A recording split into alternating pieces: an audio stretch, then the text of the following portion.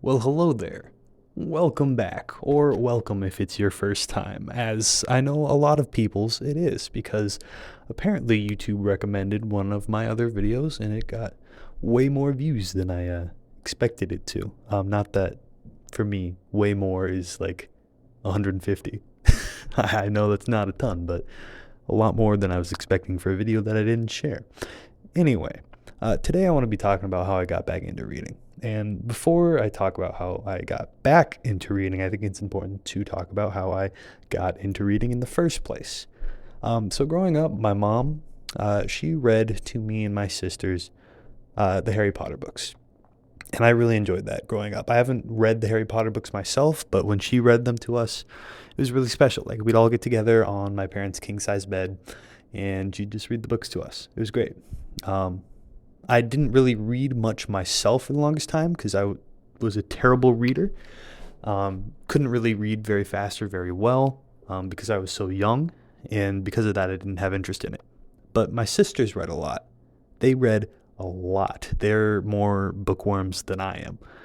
But eventually, I wanted to be cool too. So I picked up the only book that I thought that I would be able to read, which was one of those old vintage Charlie Brown books, and I powered through it over the course of a couple days. I read the whole thing all by myself. I was really proud of myself. That's the first book that I ever finished. I don't remember the exact one that it was, but an old Charlie Brown book was my first book that I finished. And after that, after I got a little bit better at reading, I moved on to the How to Train Your Dragon books. Those, oh my goodness, those were so special to me when I was younger. I think I watched the first How to Train Your Dragon movie before I read the books and remember it being okay. But I absolutely fell in love with the books.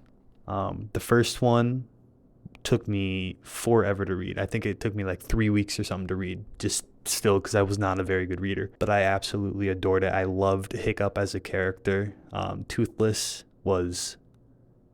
He was actually a character. Like in the movies, I feel like he's somewhat of a character, but he's kind of just there because in the book he actually speaks. He actually has some dry humor that he shares with the books, and he's more than just the big beast that flies around. He's actually tiny in the books. And I think I read all of those up until the 10th book, and I think there's 11th one now that I haven't read yet because I kind of fell off the wagon of those when I stopped reading. I have 9 or 10 of them back at my parents' house that I'm going to be grabbing when I go back there next month and taking them back here and then reading them all again and putting them eventually on this bookshelf if there's space for it, which there isn't, but we'll figure that out. And then after the How to Train Your Dragon books, I think I moved on to the Percy Jackson books because my sisters were huge fans of Percy Jackson, and so wanting to be cool like my sisters, I picked up those books too, and I fell in love with them.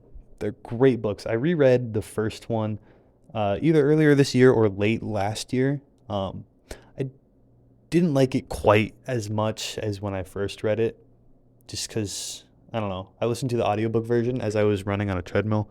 Maybe that had something to do with it, but it didn't quite have the same magic. Still great. Still gonna reread the rest of them when I get around to them. But yeah, I loved those as a child. And then after that, I think I moved on to the Warrior Cats series, which I actually have the first one, and the first 4 down here. So I'm going to be rereading these. Really looking forward to it. I read the whole first series and I think 1 or 2 of the second series. There's a whole bunch of Warrior Cats. I don't know if I'm going to read them all just because like I have such a long TBR, but I really enjoyed them when I was a kid, so I want to relive a little bit of that. And then of course, The Hunger Games was a big one for me. I absolutely loved The Hunger Games. The first 2 were like complete game changers for me in terms of like how much mental real estate a book had in my mind.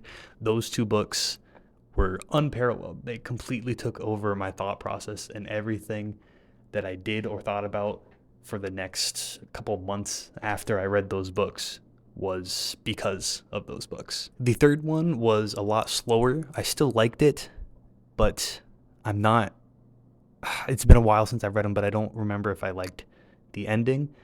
I was super sad when one of the characters died.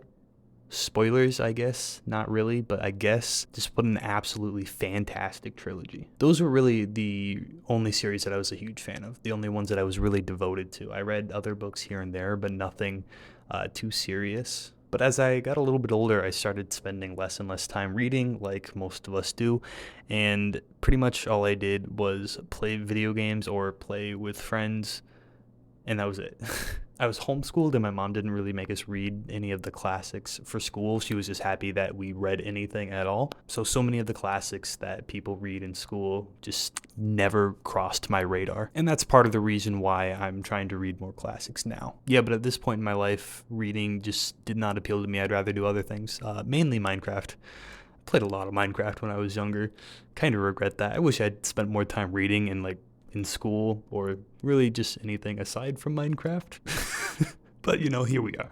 You live and learn. And then during my later teens and early adulthood, I would read a book here or there, mainly audiobooks as I was driving or something. I think I was probably reading 2, 3, maybe 4 books a year. The most impactful one that I read during this time, and probably the most impactful book that I've ever read, is How to Think by Alan Jacobs. That one completely 360 to how I think about tribalism and just how we think about things in general, like the beliefs that you hold to and why. I'll probably be talking more about that book in the future, but that definitely had a huge effect on me. It didn't make me read more, but it was one of the first books in a while that I had really loved. And then I moved out to California and got really busy with my job, so the couple books a year that I was reading went out the window for about 2 years.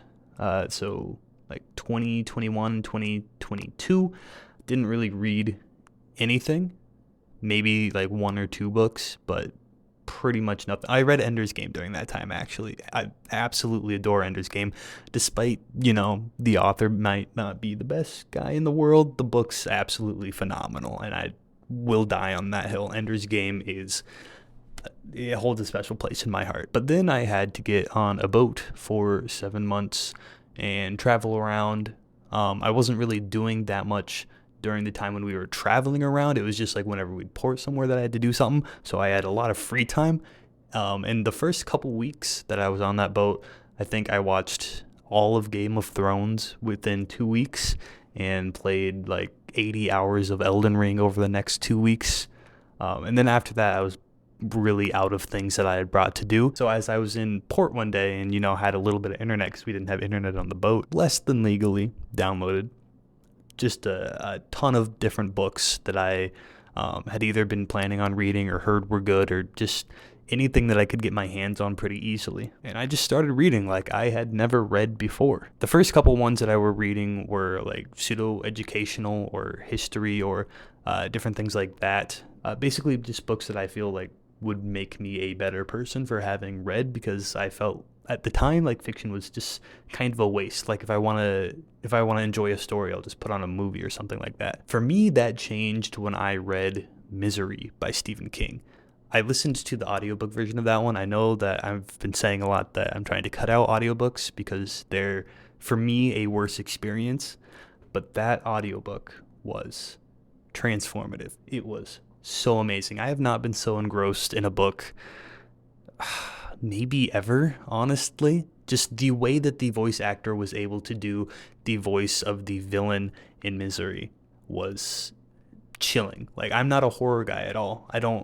I haven't read any other horror books. I don't do horror movies or anything like that.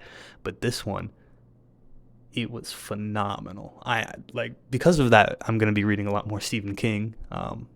I haven't decided which one I'm going to read of his next, but he won me over with that book big time. And that just in general convinced me to read more fiction. And so here I am halfway through 2023, having finished 24 books so far. And considering the fact that I've probably read about 10 books over the last 5 years, not including this year, that's pretty phenomenal. I'm probably going to hit, 60, maybe 70 books, probably closer to 60 books read this year.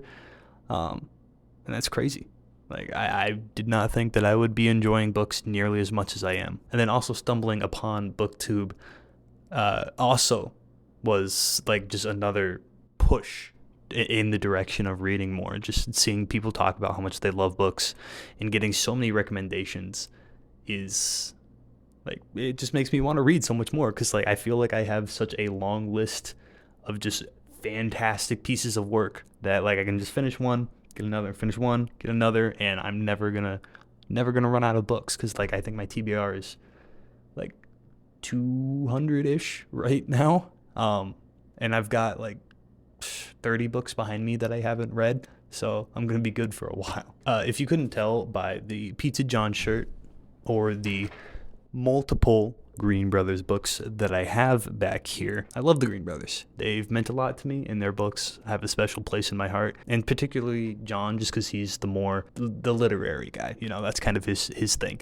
He has been a huge inspiration in me reading more. I love both of them. They've both had such a huge impact on my life and how I think about things and how I perceive the world, and their books are absolutely amazing. If you haven't read their books, you should read their books. So in terms of what is coming up in the future for me, there are several different categories of both books I want to read and videos that I want to make. First of all, classics are pretty huge for me right now, just because I haven't read almost any of the classics. And then also I want to get more into fantasy, like Brandon Sanderson. I feel like I would really adore his books, even though I'm hugely intimidated by them. And then also I'm going to keep the nonfiction in there as well, just because I feel like that's such a good way to learn new things and better understand the world. And of course, fiction's not going anywhere. I have discovered a renewed love for it. I'm having a great time reading. I'm certainly open to criticism and suggestions in terms of what videos I should make. I don't want to just do the generic booktuber ones, although I probably will also do those ones. I have some plans for more in-depth book reviews, and as well for a couple other videos, but I feel like I need to read many more books before I can properly do those, just because my